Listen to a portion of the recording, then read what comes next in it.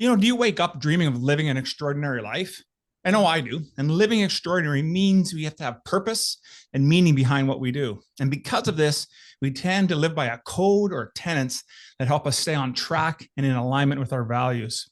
This is what we call the narrow way. And it's narrow because it asks us to be consistent and look in the mirror and ask ourselves, what can I do today to move closer to my mission?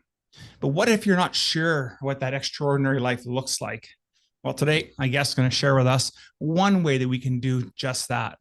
And before we get into all that, I just want to remind you, if you're interested in raising your standards as a father, husband, and entrepreneur, then I'm going to encourage you to participate in our group mentorship program called the Band of Brothers.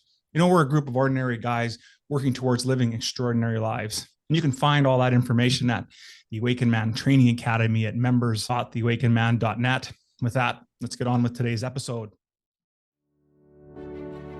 The average man today is sleepwalking through life, many never reaching their true potential, let alone ever crossing the finish line to living a purposeful life. Yet, the hunger still exists, albeit buried amidst his cluttered mind, misguided beliefs, and values that no longer serve him. It's time to align yourself for greatness. It's time to become a revolutionary man. Stay strong, my brother. Welcome, everyone, to the Revolutionary Man podcast. I'm the founder of the Awakened Man movement and your host, Alain Dumonceaux. Before we get started, let me ask you a couple of questions. What does living an extraordinary life look, feel, and sound like to you? And do you have a plan for achieving that? Having a mission is part of the equation to living an extraordinary life, and creating a plan and living by it, a code, is the framework that's going to help us get there. The good thing is you don't have to figure all this out on your own. Now, you can do that, but why would you want to? Instead, we're going to rely on my guest today, who's given us an incredible tool to help us achieve our mission. So allow me to introduce my guest. Jeremy Slade is the founder of the Create Your Own Life podcast, which studies the highest performers in the world. He's studied literature at Oxford University, specializes in using podcasting and new media to create celebrity, and what was ranked the number one in iTunes new in 1978 and number 71 in iTunes top 100. Wow, what a great accomplishment. He was named the number one podcast to listen to by Inc. magazine in 2019. And he's also being named a top influencer by Forbes magazine. After his success in podcasting business, Jeremy and his wife, Brielle Slate, founded Command Your Brand to help entrepreneurs like ourselves to get their message out there by appearing as guests on podcasts. So welcome to the show today, Jeremy. How are things, brother? Hey, I'm stoked to be here, Alan, and then I'm doing great, man. How about yourself? Yeah, doing really good. Just really excited about just being able to be in the podcast sphere. There's just so much things that we can learn and do. And I really enjoy spending time with guests such as yourselves, because I find that, as much as this content's for my audience, I get so much out of it as well. And I'm sure you have a similar feeling with your show.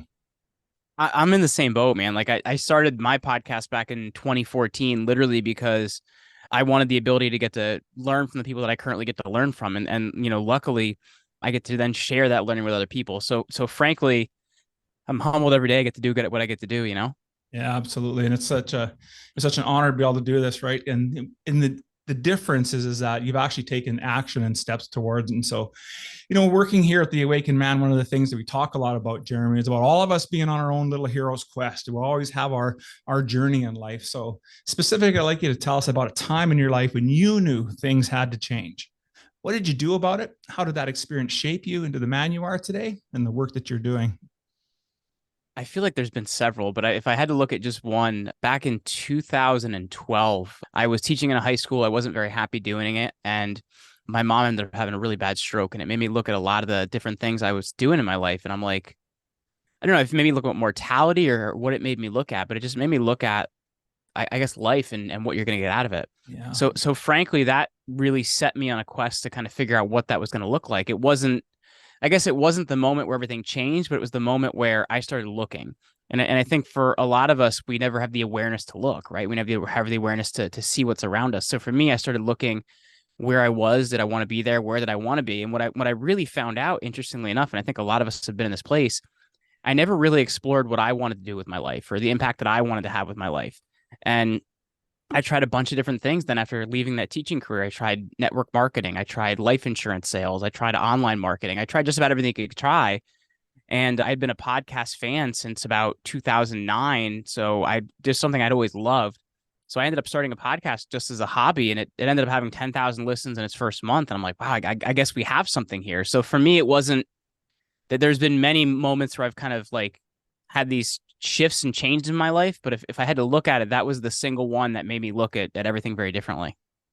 Wow, that's incredible. And you know what? It's so interesting about, the people that I interview and have on the show is that we always seem to have this catalyst. That's why I like to talk about that hero's journey right out of the gate to give folks an understanding that isn't it interesting how something happens in our life and it forces us to look at the perspectives that we have, the maybe some of the values we're carrying at the time, maybe some limiting beliefs we might have about things.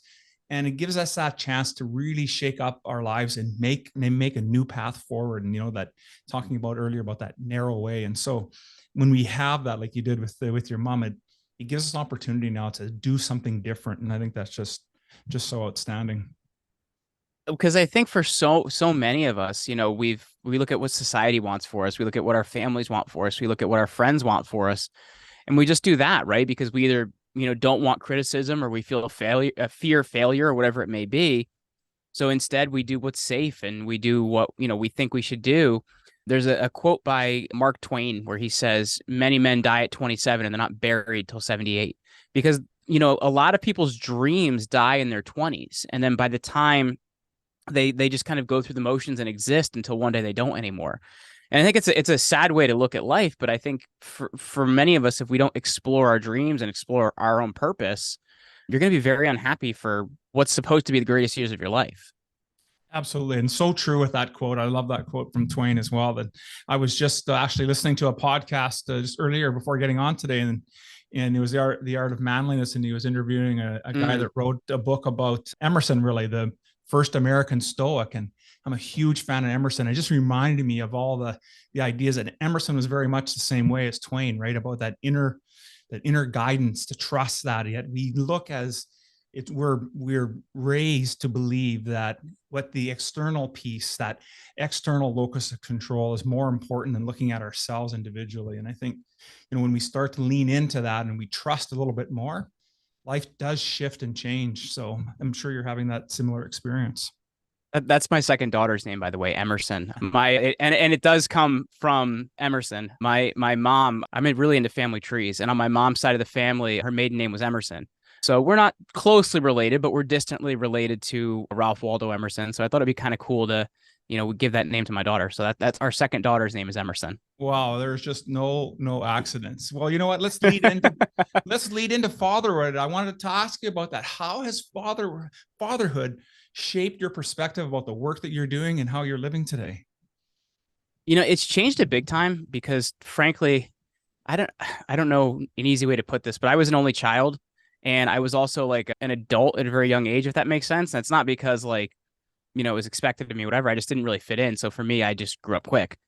So I wasn't great with kids, if that makes sense. So I had to learn a lot about myself and becoming a dad. I had to learn a lot about that. And frankly, it's shifted my perspective big time. It's made me look.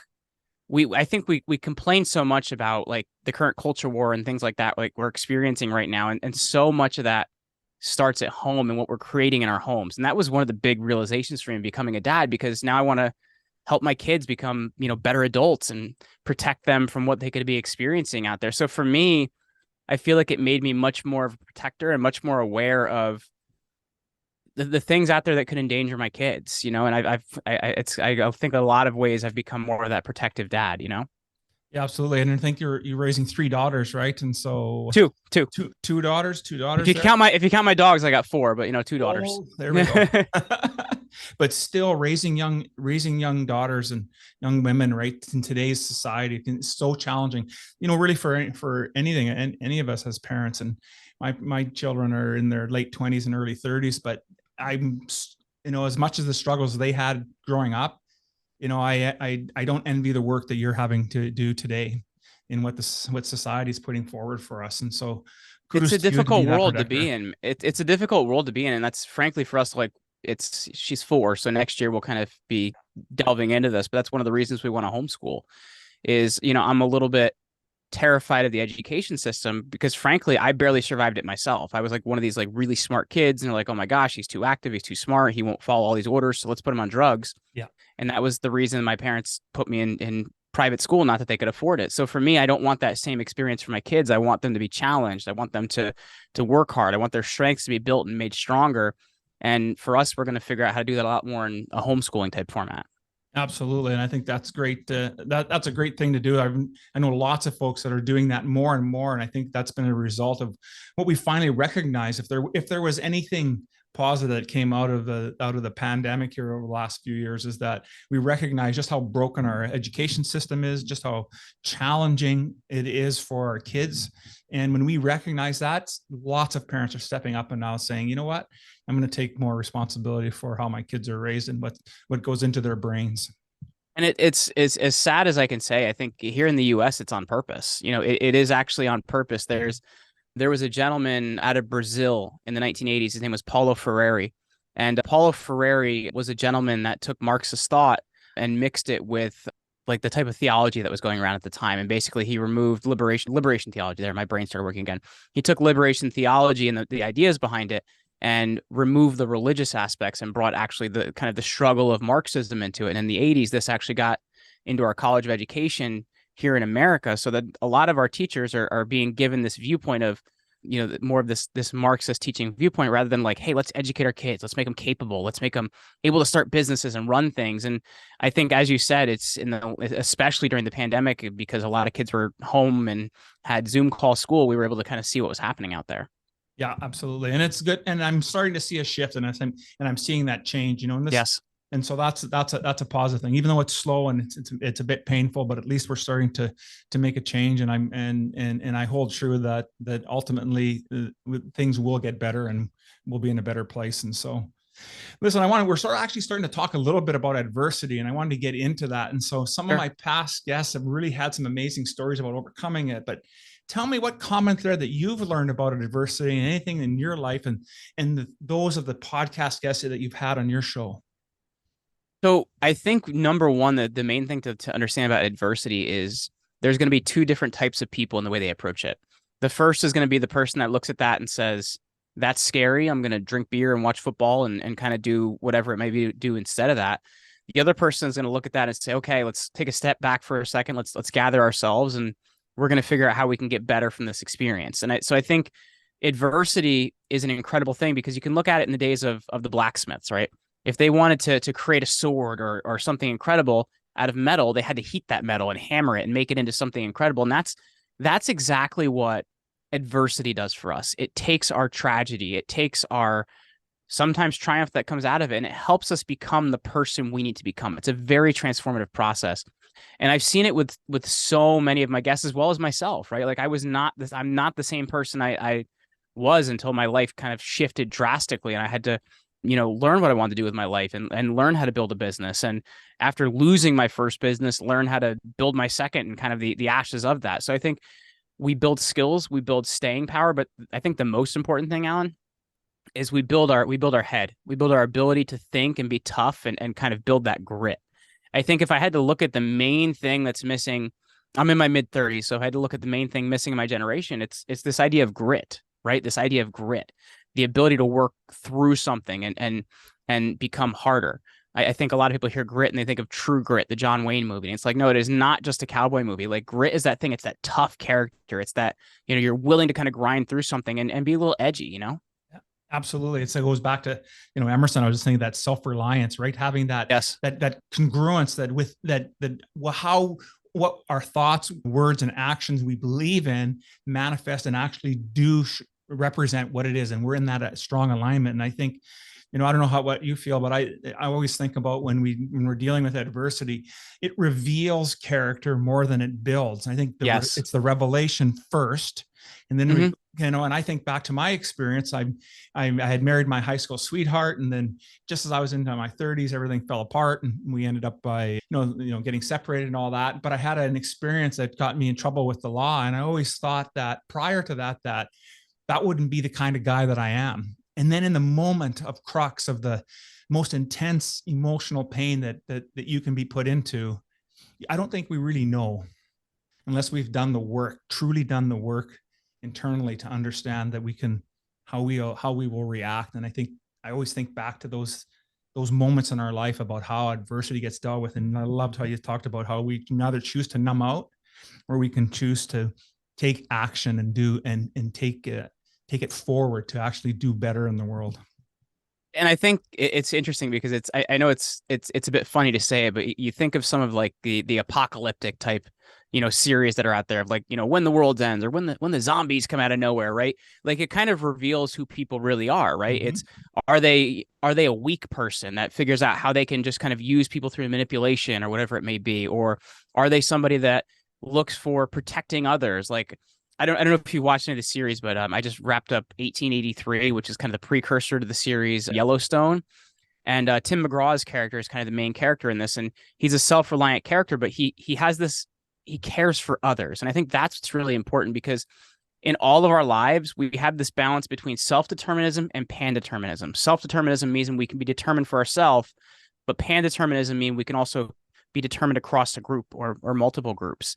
And I think so many times we have to look at like, how many groups in my life is this good for? And that's kind of what an optimum solution looks like, Yeah, absolutely. And it's that understanding of what true leadership means, right? And a great reference to 1883. I love that series, and hopefully they can get their stuff together and we can finish up the original Yellowstone. But anyways, the idea of that, when I think back to his character and what he had to do and what he stood for, and I can see remnants of my grandfather and my father. I don't know if you have the similar idea or you had from your other guests, but I think there are moments of that in our lives, but we've just had it too good. We've had it Yeah. so well. What's adversity today? Like you keep saying to my wife, we have first world problems, and some of the things that we're challenged with, and we don't really know what it means to have to really have learn and, like you said, grit and get that sandpaper back in our life and to be able to do the hard thing. And I think it's important that as in this work that I'm doing with men's work and the work that you're doing and helping elevate people, that we understand and we have to be willing to lean into, be afraid, challenge ourselves, challenge a norm, a belief that maybe doesn't serve us any longer. And if we're willing to do that introspection, man, the things that are open for us are just like, it's imaginable. I think the last several years have actually, you talk about adversity. I think it's one of the toughest times that we've lived through, maybe since I'd say the Second World War, if you want to look at it that way. And I think we've learned about like who we can trust, who we can't trust. We've also learned about like who our friends really are, right? We've had people change their decision based on what medical treatment they chose to take or not take. So we've had adversity, I think, and it's actually frankly revealed a lot to us about like who we are as people. And I think the thing that we've kind of seen is you really have to be stronger to your beliefs. And if you observe something you don't agree with, say something about that. And I think a lot of people haven't been willing to do that. They just want to kind of be quiet or whatever it may be. Yeah, because you know what, it's easier to fall in line than it is to stand up. And I think Correct. And I think there's a way to we can still stand up and be true to ourselves and still maintain that integrity. And I think we've as men especially, we've lost a lot of that piece of integrity, that it's easier for us to fall in line and sleepwalk through life than it is to stand up and say what we want, especially when it comes to our relationships. Yeah. And because we struggle, because we haven't really learned how to be in relationships. And so we end up by being nice guys and allow ourselves to be emasculated, and we don't step into understanding that it's okay to have a differing opinion. It's okay to have a conversation. But we seem to be in a society today that, the moment that you're not on the right, saying the right thing, then you're either going to get canceled or you're going to get shunned. And I think there's opportunity for us to be able to continue to turn that around, that have open dialogue. Yes. And figure things out so that we can move forward, that makes sense for everyone and not for a select few. I think for men especially, though, it's been really difficult too, because there's kind of been this like identity crisis for men, if you know what I mean. Like that there's been like this idea of like saying toxic masculinity and the other side, but then there's the other side of it. The guys are like, I'm a man, I, control women and blah, blah, blah. And it's the balance is actually somewhere in between, right? And realizing like, there's a nurturing side to being a man, and there's also the side of protecting your family. And I think whatever gets more views on social media right now has kind of been popular. And I think it's been really to the detriment of what is a father and provider and husband, and what does it mean to really be a man? Yeah, absolutely. And it's about changing our identity and really Yes. understanding how it's been shaped, and being able to then recognize where we need to step up and how can we and how we can do that. And I think that's so key. And that's kind of leads me into, I want to talk a little bit about your book, Unremarkable to Extraordinary: Ignite Your Passion to Go from Passive Observer to Creator of Your Own Life. And now in your book, you offer us 12 tenets to live by. Can you touch on a couple of those that has made the most impact or made a powerful impact, at least in your life? Well, the first we already really touched on, and that's the idea of adversity and how important that is. But I think another thing, and we talked about this in brief when we were talking about like our kids, but I think education is huge. And the thing that I've seen in a lot of the people I've talked to, and even to myself, like I have a master's degree I don't use. I think we've put so much of an emphasis on higher education and schooled education. And I will tell you from all the conversations I've had, and even from my own life experience, you have to be your own advocate for education. Always be interested in learning, always be interested in finding what's out there. And I'm a big believer in learning by doing. Find a trade or find work under somebody for a period of time or whatever it may be. But you have to be willing to go out and get the information, not just depend on a school in the traditional sense to give it to you. That's the biggest thing I've seen. Another giant thing I would say is leadership and how we lead. And we have to understand that everybody's really looking for a leader that's going to, not ask things of them they wouldn't do themselves. And I think we've kind of gotten this culture of, look at this name tag. It says I'm the boss. You need to do what I say. Now, that doesn't mean that there's not a hierarchy and there's not a chain of command and things like that, but you should never ask people to do something you're not willing to do yourself. It's one of the major things I've seen in leadership failures from the conversations I've had. It's something as old as the art of war, but for some reason we continue again and again and again to fail to apply it, because people will respect you when they see that you're not too good to do something, if that makes sense. Real leaders are people that are going to work just as hard as you will, but they're going to give you the right direction. They're going to give you the right strategy. So to me, leadership and how we actually lead is vital. Another really big thing is around vision and how we look at things. As to be a successful entrepreneur, because really that was the viewpoint I wrote the book through. You have to be able to remember the past, but not live in it, be able to see 6 weeks from now, 6 months from now, and 6 years from now, because you have to realize there's so many permutations that come off every decision you make.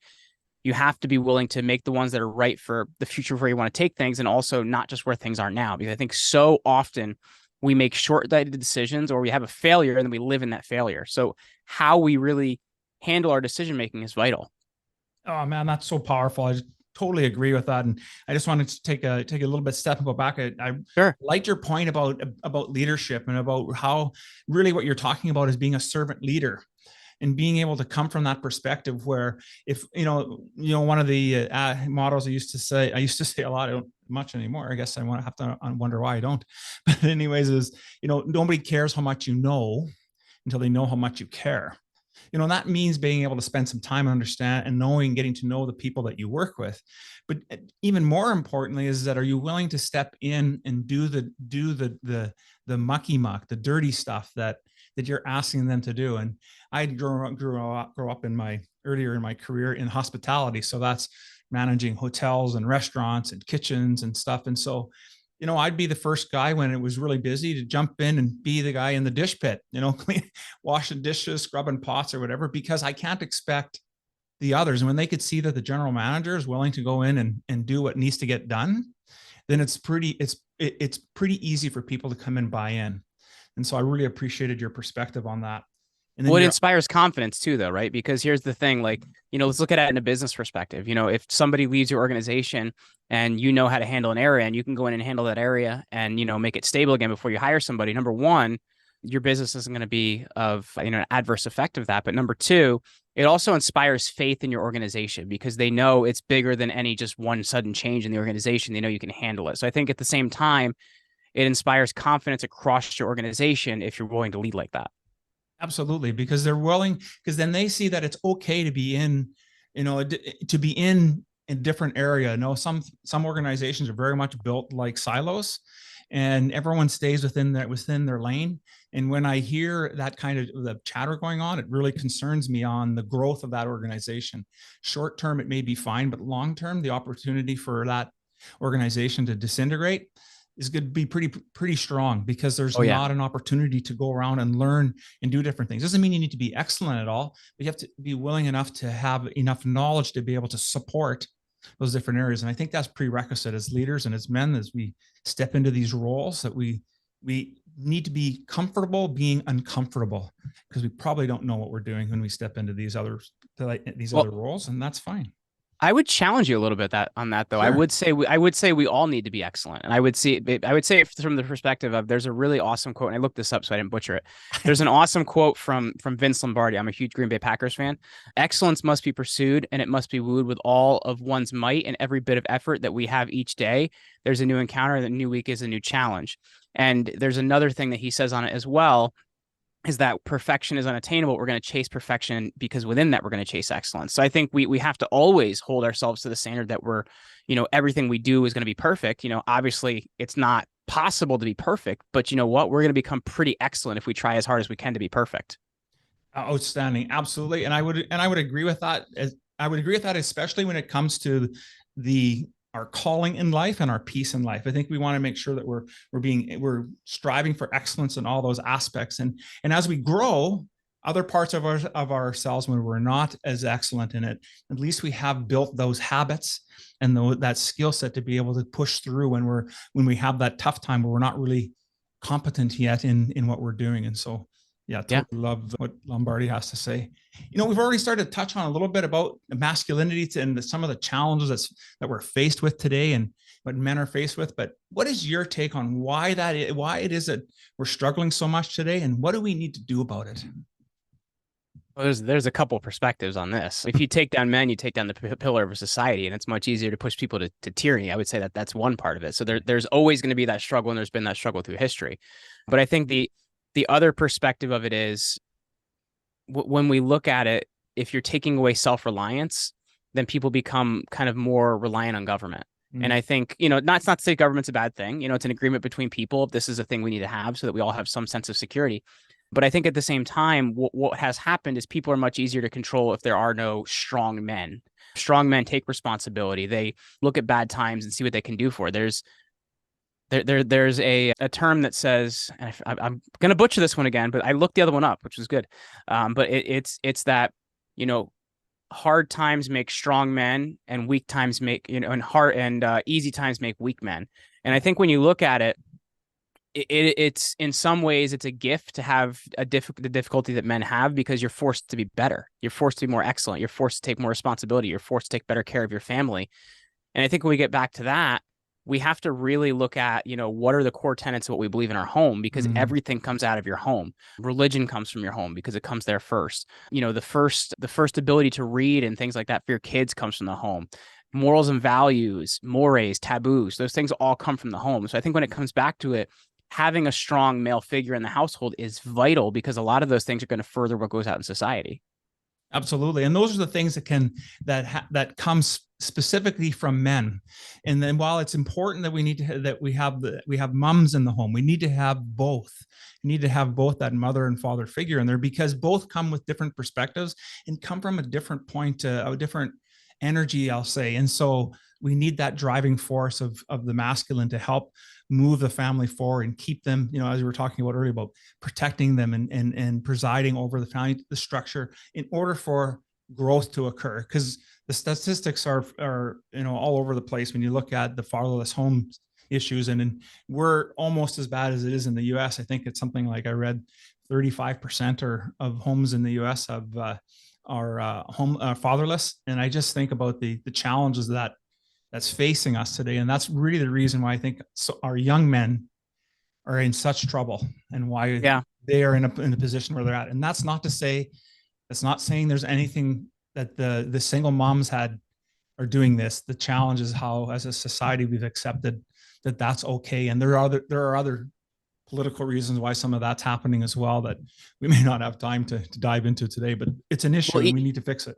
Even from a physical health perspective, though, because it's important that you take care of yourself to be there for your family, right? Like they want you there in later years of your life and middle years of your life. And the other perspective as well is, things aren't great all the time, right? And sometimes it is important to have a strong military in some ways. And there was a survey that was done, and I don't have the name of the group that did it here, but it was 80% of Americans age 17 to 24 are actually unfit for military service because of health and weight problems. Like, we're just not taking care of ourselves. And if we can't show up well in our own lives, we can't show up well for the people around us. So like, it's also something to really consider. Absolutely, for sure. It's the whole man perspective, every aspect of our lives. And we just can't, we're doing ourselves a disservice when we choose to not take care of our bodies, or we're going to focus on just our careers or one aspect. And I think that's why it's important. We look at all parts of who we are as men and spend time working and growing in each aspect of it. Yeah, no, I would agree with you 100%. You're very powerful as an influencer today, but being an influencer is really a double-edged sword, I would say. So just look at how cancel culture has become, that's this reaction to what ends up by happening. So what is our responsibility as influencers? Does it start and end with the message that we're bringing out to the world? So that's really, really important. And it's because I have a lot of friends that they'll give out good information and it's really powerful, but they do something really wrong at the end of it. You can talk to people about something scary and you can talk about people about something important, but you always have to leave people realizing that something can be done about it. Because what happens is you're making people effective everything that's happening to them. In every single relationship in your life, influencer or not, but in every single relationship or area of your life, everyone should be leaving you feeling more causative. If they are not, you need to check yourself and take a look at what you're doing, because you're inspiring fear and not inspiring courage and cause. So to me, that is the major thing we need to take a look at is what I'm doing, is it helping people and making them more causative? It might be some scary information they have to have, but am I leaving them in some way that they now can feel like they can do something about the information I'm giving them? Because so many times it's about, something in your house can kill you, news at 10, and then we don't tell you what you can do about it. Like it's you have to understand, like, this is a bad situation. What are you going to do about it? And if you're not leaving people like that, like you're better off not creating content, I guess, in a way. Man, I was not expecting that as a response.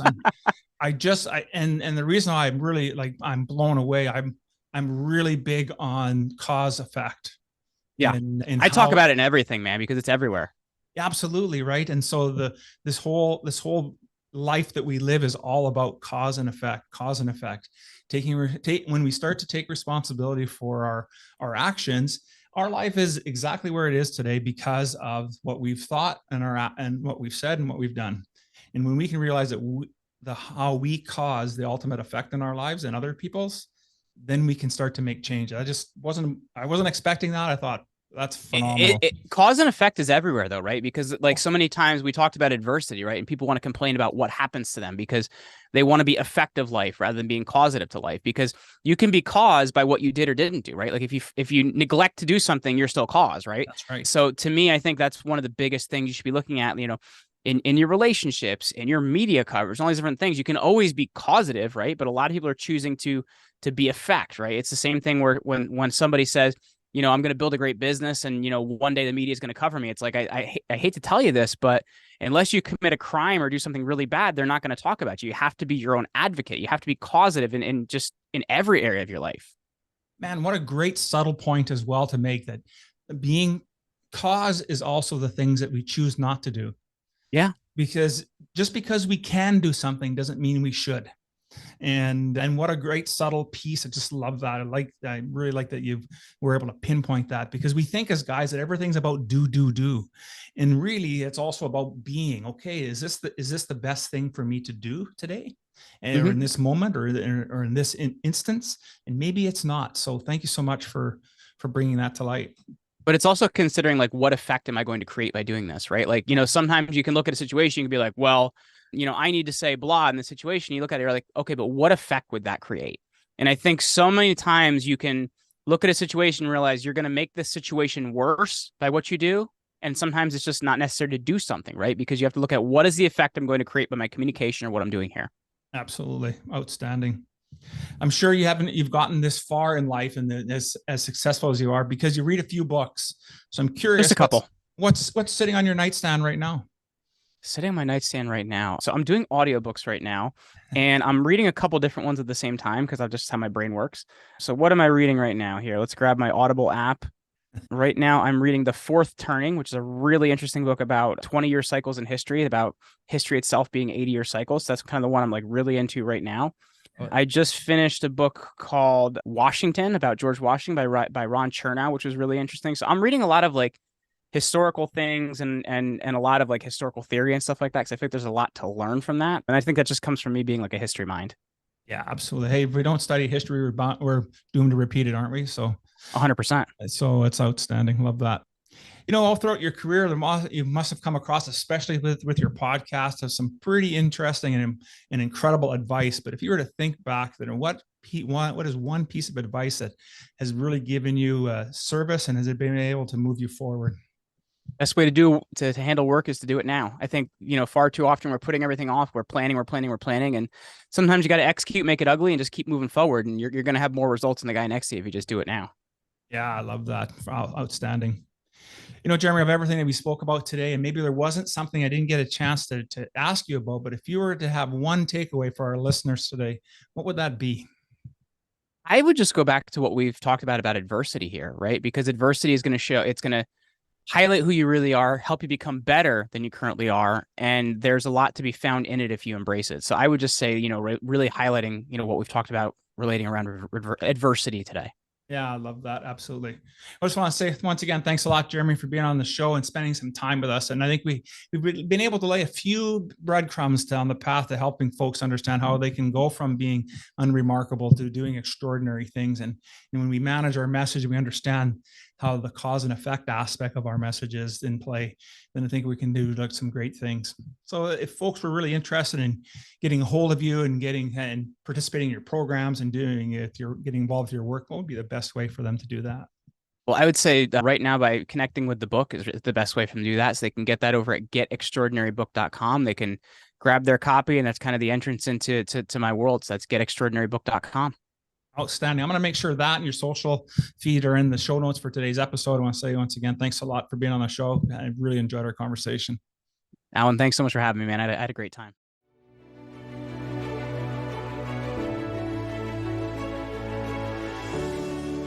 Thank you for listening to the Revolutionary Man podcast. Are you ready to own your destiny? To become more the man you are destined to be? Join the brotherhood that is The Awakened Man at theawakenedman.net and start forging a new destiny today.